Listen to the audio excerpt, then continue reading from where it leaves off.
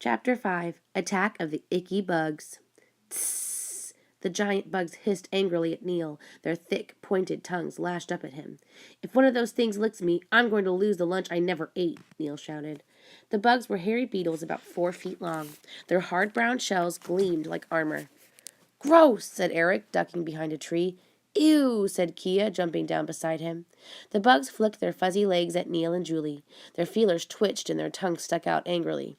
"All I did was look at a rock," Neil said. "It was an egg," Julie shouted, pointing to a nearby pile of round pink eggs. "One of their eggs, and you didn't look, you touched." Neil shrugged. "So how do you say 'I'm sorry' in bug language?" "If they even have a language," Max said. "The horrible creatures." Tss! The bugs hissed and edged even closer. Kia turned to Eric and Max. "I'm going to try a spell. If it works, it will scare the bugs for a few seconds. Then you two can help Neil and Julie escape." "We will do it," Max promised. Kia crossed her fingers. "Right. If I concentrate on something simple." Eric peered around the tree. "On the count of 3, you guys run, okay?" "How about on the count of 1?" Neil asked. "Very funny," Eric said. 1. Kia jumped up. She pointed her hands at the bugs. 2, said Eric. Kia narrowed her eyes. "Tomba, Snooka, Jeeba." 3, Eric shouted. 3, said Kia. "No, wait, I mean flew."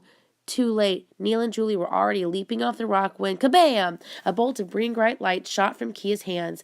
The air filled with smoke. The bugs shrieked, "Eee!" and disappeared into the jungle. Julie leapt over to the princess. "Kia, you did it! Your incredible spell worked!" Kia stared at her hands. "I guess so." Eric tried to wave away the smoke. "Where's Neil?" "Here I am," he yelled from behind them. Julie and Eric turned around. Neil wasn't standing there. The only thing there was the pile of bug eggs. "I hear him," Julie said, "but I don't see him." "Hey, I'm right here," Neil shouted again. The pile of pink eggs moved. Out from underneath the pile popped a brown bug twice the size of a football. It had a hard, shiny shell, 6 thin legs with fuzz on them, 3 orange eyes, and 2 feelers sticking out from its head. It was like all the other bugs, only smaller. A baby bug. Eric staggered back. "Neil? Is that you?" The brown bug scuttled across the pile of eggs and looked up at them. "Boy," the bug said in Neil's voice, "Kia's spell made you sort of big, didn't it?" Eric gulped. "The spell went wrong, all right," he began. "But, well, Neil, it's like, I mean..." "You're a bug!" Julie shouted. "An icky, icky bug." "The spider part of me resents that," said Max. "Oh, what have I done?" Kia said. "Neil, I am so sorry." Neil rubbed his front legs together. Then he saw them and jumped. "Oh, man! This is not good. Change me back, Kia. Change me back now." The princess stared at her fingertips and then back at Neil.